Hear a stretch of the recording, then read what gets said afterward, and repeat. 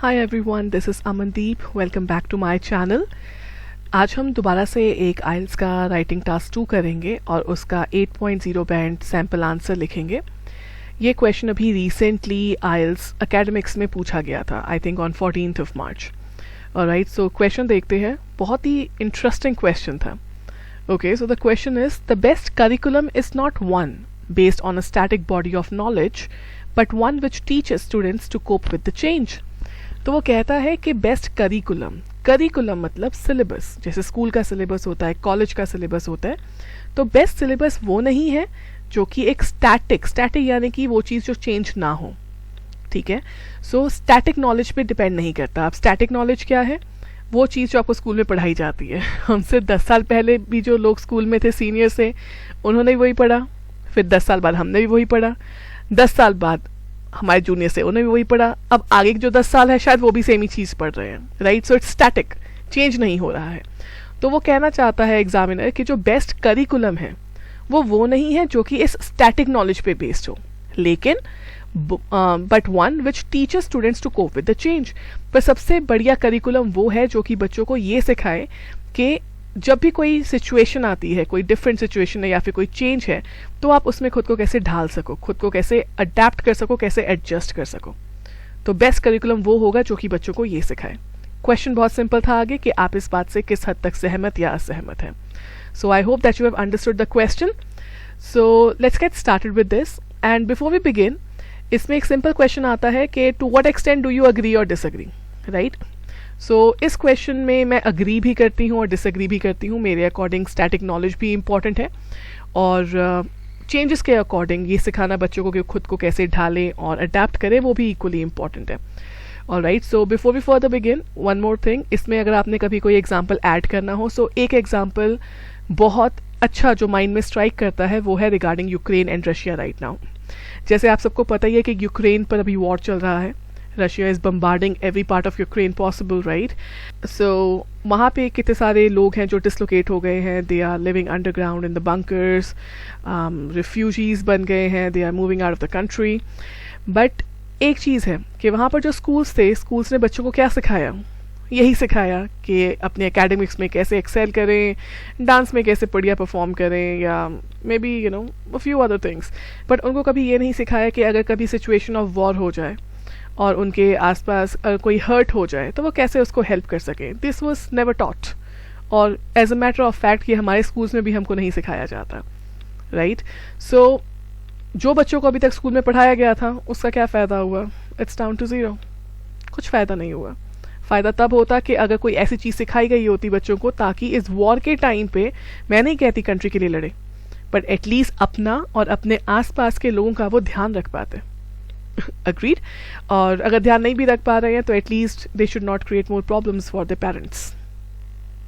Right, so एक बहुत अच्छा एग्जाम्पल है जो आप कोट कर सकते हो if you really would like to write along those lines. So हम इसका आंसर शुरू करते हैं. So I hope you are good to go with the question. Question कहता है कि सबसे बढ़िया करिकुलम किसी भी स्कूल या कॉलेज का वो होगा जो कि बच्चों को ये सिखाए कि चेंजेस के अकॉर्डिंग खुद को कैसे ढालना है, ना कि हमको वही स्टैटिक नॉलेज के बारे में पढ़ाता जाए. सिंपल है. Right, so let's get started. So introduction पे चलते हैं पहले. सो मैंने लिखा है many argue that current schooling system. कई लोग इस बात पे आर्ग्यूमेंट करते हैं कि जो हमारा करंट, अभी का, फिलहाल का स्कूलिंग सिस्टम है, इट शुड कॉन्सेंट्रेट मोर. इसको ज़्यादा कॉन्सेंट्रेट करना चाहिए किस चीज़ पे? On teaching the skills of adaptability to the students. कि बच्चों को ये सिखाने पे ज़्यादा कॉन्सेंट्रेट करे कि वो किसी भी सिचुएशन में खुद को कैसे ढाल पाए, इंस्टेड ऑफ किसकी जगह? Of the static subjects. के स्टैटिक सब्जेक्ट्स पढ़ाने की जगह स्कूल इस चीज़ पे फोकस करे कि बच्चे खुद को किसी भी अननोन या डिफ़िकल्ट या डिफरेंट सिचुएशन में कैसे कोप अप कर सकें. सो ये हो गया हमारा पैराफ्रेजिंग. क्वेश्चन का आंसर देते हैं. क्वेश्चन आप इस बात से किस हद तक अग्री या डिसअग्री हैं. सो इन माई ओपिनियन, हमने यहाँ पे माई ओपिनियन क्यों लिखा? क्योंकि क्वेश्चन में आपसे यू करके सवाल पूछा गया था. अगर यू करके सवाल पूछा गया है तो आप आंसर माई, आई करके ज़रूर देंगे. सो क्वेश्चन का आंसर है इन माई ओपिनियन, मेरी राय में. ऑल्दो मतलब हालांकि. Former is essential to deal with different situations in life. The gravity of the latter can not be ignored. अगर आपने मेरा पिछला वीडियो देखा है, यू वुड नो फॉर्मर और लेटर मेरे बहुत फेवरेट वर्ड हैं। फॉर्मल मतलब जिसका जिक्र मैंने पहले किया, लेटर जिसका जिक्र मैंने बाद में किया। तो अगर हम इस सेंटेंस से पिछले सेंटेंस में जाए तो मैंने पहले किसका जिक्र किया? अडेप्टेबिलिटी सिखाने का। और उसके बाद किसका जिक्र किया सेकंड नंबर पे? स्टैटिक सब्जेक्ट्स का। तो यहाँ पे फॉर्मल का मतलब है अडेप्टेबिलिटी सिखाना और लेटर का मतलब है स्टैटिक सब्जेक्ट सिखाना। सो मेरे ओपिनियन में हालांकि, although is a very good word, हाँ, इट मीन्स हालांकि। हालांकि जो पहले वाला है वो हमें ये सिखाता है कि हम लाइफ में डिफरेंट सिचुएशन में कैसे डील करें, लेकिन the gravity of the latter can not be ignored. पर जो सेकेंड वाला पॉइंट है हमारा स्टैटिक नॉलेज वाला, उसकी ग्रेविटी यानी कि उसकी इंपॉर्टेंस को हम इग्नोर नहीं कर सकते। Gravity is a very good vocabulary word if you want to replace it, और if you want to use it instead of importance. ठीक है, तो आप इंपॉर्टेंस वर्ड को रिप्लेस कर सकते हैं ग्रेविटी वर्ड से। I hope this is clear. So both are equally vital, मतलब इंपॉर्टेंट। सो मेरे अकॉर्डिंग दोनों ही इक्वली इंपॉर्टेंट है। I hope we good to go with this. Alright, so let's go to the body paragraph 1. Now this is going to be a little interesting for you. तो हमने शुरू किया primarily, यानी सबसे पहले। सबसे पहले static body of knowledge is the bed rock of wisdom. Wisdom का मतलब होता है नॉलेज, बेड रॉक का मतलब होता है फाउंडेशन, नींव पत्थर। सबसे पहले अगर बात करी जाए तो जो स्टैटिक बॉडी ऑफ नॉलेज है, ये जो स्टैटिक नॉलेज हम स्कूल में पढ़ाते हैं, ये फाउंडेशन है किसकी? नॉलेज की। यानी कि हम आगे नॉलेज को अटेन ही नहीं कर पाएंगे अगर हमारे पास ये बेसिक नॉलेज नहीं होगी, क्योंकि यही नींव पत्थर है। बिना नींव के कोई चीज नहीं बन सकती ऊपर, राइट? ये स्टैटिक नॉलेज जो है ये बेड रॉक है विजडम का, and it aids us. Aid is a very good vocabulary word that you can use in place of help. Aid का मतलब कुछ नहीं होता, इसका मतलब होता है सिंपली हेल्प। और ये स्टैटिक नॉलेज हमारी मदद करती है, एड्स अस किस चीज में? टू अंडरस्टैंड, समझने में। क्या समझने में?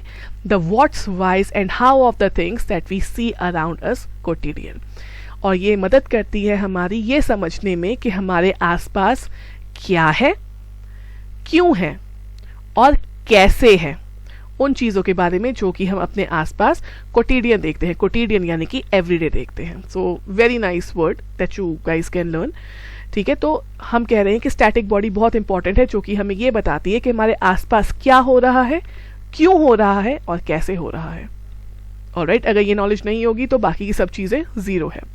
To demonstrate, another way to say it, for example, if schools would not have taught about the Newton's laws of motion. Newton एक बहुत ही ज्यादा फेमस साइंटिस्ट है, he is one of the most famous scientist I would say. इन्होंने हमें 3 laws दिए थे motion के, जिसका एक जो थर्ड लॉ है, थर्ड लॉ ऑफ न्यूटन, के every action has an equal and opposite reaction. तो ये बहुत ही ज़्यादा इंपॉर्टेंट है और लाइफ के हर एक चीज़ में यूज़ होता है। और राइट, इन्होंने बहुत सारे लॉज दिए हमें रिगार्डिंग क्वांटम मैकेनिक्स, उसके बाद एस्ट्रोफिजिक्स, मल्टीपल चीज़ें बताई। तो अब हम एग्जाम्पल दे रहे हैं कि अगर स्कूल्स ने हमको कभी न्यूटन्स लॉ ऑफ मोशन पढ़ाया ही नहीं होता, हमें बताते ही नहीं कि न्यूटन के ये 3 लॉज हैं, इनका मतलब ये है, इसका मतलब ये चीज़ ऐसे होती है, अगर ये चीज़ें हमको पढ़ाई नहीं होती, the great minds in schools could never have gotten curious and invented the airplanes. तो जो वो ब्रिलियंट माइंड्स जो थे हमारे स्कूल में, ठीक है, जो कुछ आगे कर सकते थे, तो उनके माइंड में कभी आइडिया आता ही नहीं कि अरे वाह, अगर ये ऐसा होता है न्यूटन के लॉ के अकॉर्डिंग, तो हम इसको यूज करके शायद ऐसी कोई चीज़ बना सकते हैं जो कि उड़े। क्योंकि पहले टाइम पे it was impossible to think कि हम कभी बर्ड्स की तरह उड़ पाएंगे, पर आज देखो बर्ड से ज़्यादा अच्छा और ज़्यादा फास्ट हम उड़ते हैं, राइट? हमारे एयरप्लेन्स आर लाइक अमेजिंग। तो अगर हमको स्कूल में पढ़ाया ही नहीं गया होता ये स्टैटिक नॉलेज जो है न्यूटन्स लॉ ऑफ मोशन के बारे में, तो वो जो साइंटिस्ट थे, वो जो इन्वेंटर्स थे, वो कभी शायद एयरप्लेन बनाने के बारे में सोच भी नहीं पाते, क्योंकि उनके पास बेसिक फाउंडेशन ही नहीं होती। अग्रीड। ऐसे ही आगे चलते हैं। एक और एग्जाम्पल मैंने दिया है, also it is because the understanding of the Archimedes principal is essential in the curriculum. ठीक है, और एक है हमारा आर्किमिडीज प्रिंसिपल, ये भी एक बहुत फेमस प्रिंसिपल है, जिसके बेसिस पे आपकी जो बोट्स हैं, बड़ी बड़ी 1000 kgs की बोट्स हैं, वो पानी पे डूबती नहीं है पर तैरती रहती हैं, राइट? सो एक आप नीडल रखते हो वो डूब जाती है पानी में, बट एक इतना बड़ा शिप जिसमें इतना सारा सामान है और इतने सारे लोग हैं, वो नहीं डूबता। सो वो किस पे बेस्ड है? वो आर्किमिडीज प्रिंसिपल पे है। सो इसलिए मैंने इसका एग्जाम्पल दिया है. Also it is because the understanding of Archimedes principal is an essential in the curriculum. और क्योंकि आर्किमिडीज प्रिंसिपल की नॉलेज देना आज के टाइम पे एसेंशियल है, इम्पॉर्टेंट है कि बच्चों को इसके बारे में पढ़ाया जाए, that people were able to understand how to use it. यही रीज़न है क्योंकि स्कूल में पढ़ाया गया था कि जो लोग थे उनको ये समझ आया कि वो आर्किमिडीज प्रिंसिपल को यूज़ कर सकते हैं. किसके लिए? To make gigantic ships. Gigantic मतलब बहुत ही ज़्यादा बड़ी, कि वो आर्किमिडीज प्रिंसिपल को यूज़ करते हैं बहुत बड़ी शिप्स बनाने के लिए, that stay afloat on the water even though they way more than 100 kilograms. कि वो पानी पे अफ्लोट मतलब तैरती रहती हैं, इसके बावजूद भी, इवन दो मतलब इसके बावजूद भी, कि उनका वेट कितना है? More than 1000 kilograms. के 1000 किलोग्राम से भी ज़्यादा वेट है उनका, उसके बावजूद भी तैरती रहती हैं. और ये किसी के माइंड में आइडिया क्यों आया? क्योंकि उनको स्कूल में आर्किमिडीज प्रिंसिपल पढ़ाया गया था, क्योंकि करिकुलम का पार्ट था. अगर नहीं पढ़ाते तो शायद हम आज भी अंधेरे में ही होते और सोच रहे होते कि क्या करें, राइट? देयरफॉर इसलिए these precious nuggets of knowledge, precious मतलब बहुत ज़्यादा कीमती, नगेट्स मतलब पीसेस, तो इसलिए ये जो बहुत कीमती पीसेस हैं नॉलेज के, ये बहुत ज़्यादा क्रूशियल यानी कि बहुत ज़्यादा इम्पॉर्टेंट है to be taught in the educational academies, के इनको एजुकेशनल अकेडमीज़ में पढ़ाया जाए. Alright, so I hope we are clear with this. यहाँ पे हमने बताया कि स्टैटिक नॉलेज क्यों इंपॉर्टेंट है अलॉन्ग विद 2 एग्जाम्पल्स. अगर आप चाहें तो एक एग्जाम्पल भी दे सकते हैं, बट आई थॉट कि 2 examples will look better, so I did that. अब चलते हैं बॉडी पैराग्राफ 2 पर.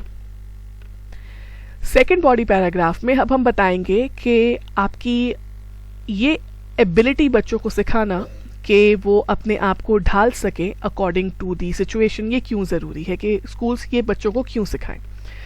अब क्योंकि हम पहले वाले नोशन के ऑपोजिट बोल रहे हैं, स्टैटिक के ऑपोजिट वाली चीज़ बोलने लगे हैं, तो इसलिए हम वर्ड यूज़ करेंगे however, on the other hand, but. Alright, however in this ever evolving word of technology. Ever evolving, ever मतलब हमेशा, इवॉल्विंग होता है कि ग्रो करना, ठीक है. सो लेकिन ये जो एवर इवॉल्विंग वर्ड है, ये जो दुनिया है जो लगातार बदलती जा रही है, इम्प्रूव होती जा रही है, चेंज होती जा रही है, this ever evolving word of कौन सी दुनिया? The world of technology, of machines, of automation, ठीक है. तो टेक्नोलॉजी, मशीन और ऑटोमेशन की एवर इवॉल्विंग दुनिया है, are taking over the world by a storm, ठीक है. तो ये जो एवर इवॉल्विंग वर्ड है टेक्नोलॉजी का, इसमें मशीन्स और ऑटोमेशन जो है ये पूरी की पूरी दुनिया को अपनी जकड़ में कर रही हैं. Taking word by a storm या फिर taking something bye a storm, ये बहुत अच्छा इडियम है. इसका मतलब होता है कि किसी चीज़ पे बहुत ज़्यादा इम्पैक्ट डालना, किसी चीज़ पे बहुत ज़्यादा असर डालना. तो ये जो हमारी दुनिया है, जो मॉडर्न एरा है, इसमें मशीन्स और ऑटोमेशन का बहुत ज़्यादा यूज़ है, बहुत ज़्यादा इम्प्रेशन है. फॉर एग्जाम्पल, एक टाइम था जब कपड़े हाथ से धुलते थे, फिर एक टाइम आया कि मशीन्स आ गई, वॉशिंग मशीन्स, फिर एक टाइम आया कि सेमी ऑटोमेटिक वॉशिंग मशीन्स आ गई, और फिर फुली ऑटोमेटिक, राइट. कपड़े डालो, वॉशिंग पाउडर डालो, पानी लगाओ, कपड़े धुल गए. उसके बाद ड्राई भी क्या कहते हैं, स्पिन करके ड्राई भी हो जाते हैं, पर प्रॉपर्ली सूखते नहीं है. हो सकता है फ्यूचर में ऐसा हो कि हाँ भी कि मशीन जो है वो कपड़े जब धोए तो इस तरह से धोए कि कपड़े बिल्कुल सूख के ही बाहर आए, या मे बी आपने कपड़े डाले उसके बाद एंड में कपड़े सीधे प्रेस होके बाहर आए. So like there is never ending scope, क्योंकि ये जो टेक्नोलॉजी है ये हमेशा एवर इवॉल्विंग है, ये और ज़्यादा एनहांस होती ही जा रही है, ठीक है. तो इस टेक्नोलॉजी की दुनिया में मशीन्स और ऑटोमेशन यानी कि हर एक चीज़ जो ऑटोमेटिक हो रही है, इन्होंने पूरी दुनिया को अपनी जकड़ में कर लिया है. यानी कि इसके ऐसी कोई चीज़ नहीं है जो कि इनसे जो कि इनकी स्कोप से परे हो, ऐसा लाइक लिटरली कुछ भी नहीं है.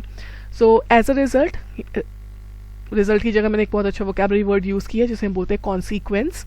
सो एज अ कॉन्सिक्वेंस क्या होता है? If an individual is unable to cope with these changes, कि अगर कोई भी इन चेंजेस के अकॉर्डिंग खुद को नहीं ढाल पाएगा, he is bound to face dire repercussions, तो वो इंसान को बहुत ज़्यादा डायर रेपरकशंस फेस करने ही पड़ेंगे.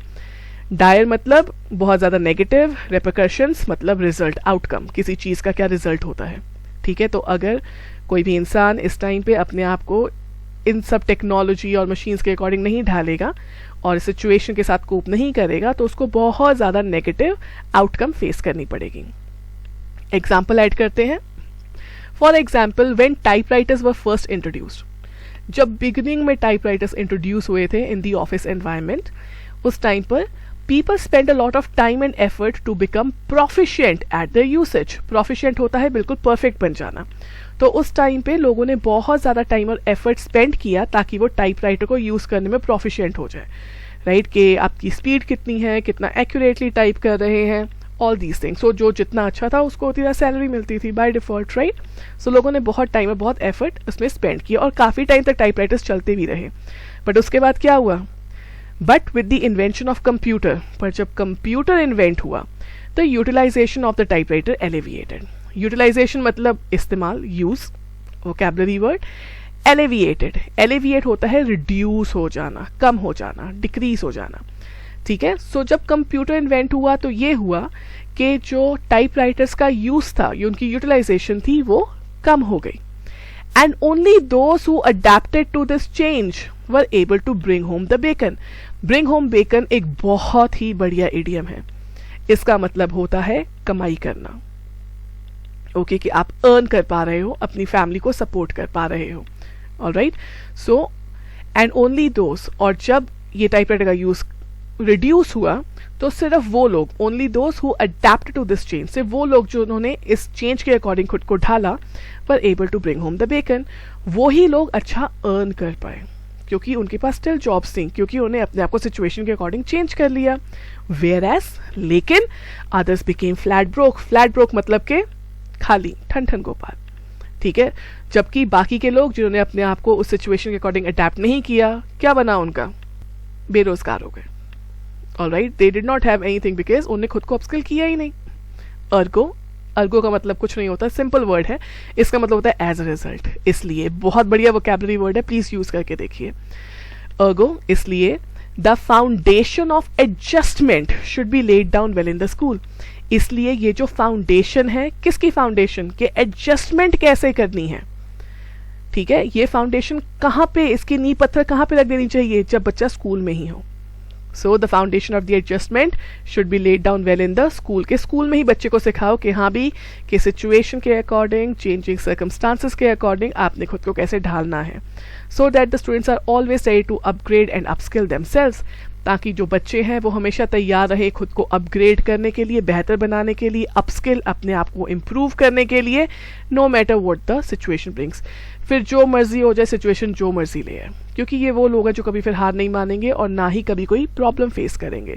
कहते हैं टाइम के साथ बदलना पड़ता है, अगर आप नहीं बदले तो आप पीछे रह जाएंगे. Right, so that brings to our conclusion. Encapsulate का मतलब होता है to conclude. So again a very good vocabulary word. Imparting static knowledge. Impart होता है किसी को देना, स्पेशली जब आप किसी के सामने कोई चीज़ प्रस्तुत करते हैं. राइट, जैसे नॉलेज आप देते हैं किसी को. सो हम बोलते हैं टू कंक्लूड. अगर कंक्लूड किया जाए तो इम्पार्टिंग स्टैटिक नॉलेज, के बच्चों को स्टैटिक नॉलेज देना, and adaptability to students are the two sides of the same coin. के बच्चों को स्टैटिक नॉलेज देना और अडेप्टेबिलिटी की नॉलेज देना, ये सेम कॉइन के, सेम सिक्के के दो पहलू हैं. एक हेड है और एक टेल है, यानी कि आपस में इंसेपरेबल है. बिना हेड के टेल नहीं एग्जिस्ट करेगा, बिना टेल के हेड एग्जिस्ट नहीं करेगा. इन दोनों का आपस में एग्जिस्ट होना बहुत ज़रूरी है. अकॉर्डिंग टू मी, मेरे हिसाब से, their combination will create the best curriculum to benefit the peoples. ठीक है, सो अगर इनका कॉम्बिनेशन बनाया जाए तो वो सबसे बड़ा और सबसे बढ़िया बेस्ट करिकुलम होगा जो कि बच्चों की ओवरऑल डेवलपमेंट में हेल्प करेगा. राइट, क्योंकि क्वेश्चन अगर आप देखो तो यही था. क्वेश्चन था हमारा द बेस्ट करिकुलम. कि बेस्ट करिकुलम कौन सा है? स्टैटिक नॉलेज वाला, कि वो जिसमें हम बच्चों को अडेप्ट होना सिखाएं. तो हमने अपना आंसर दे दिया कि हमारा सबसे बेस्ट करिकुलम कौन सा है? जहां पर स्टैटिक नॉलेज और अडेप्टेबिलिटी का कॉम्बिनेशन हो, क्योंकि वो ही बच्चों को सबसे ज्यादा बेनिफिट करेगा. Right, so I really hope that you like this video. अगर आपको कोई भी डाउट हो, आप कुछ भी पूछना चाहते हैं, तो please put it in the comment box and I will revert to that. अगर आपको वीडियो अच्छा लगा हो, then please like, share and subscribe, and I will keep coming back with more videos. Have a great day. Bye bye.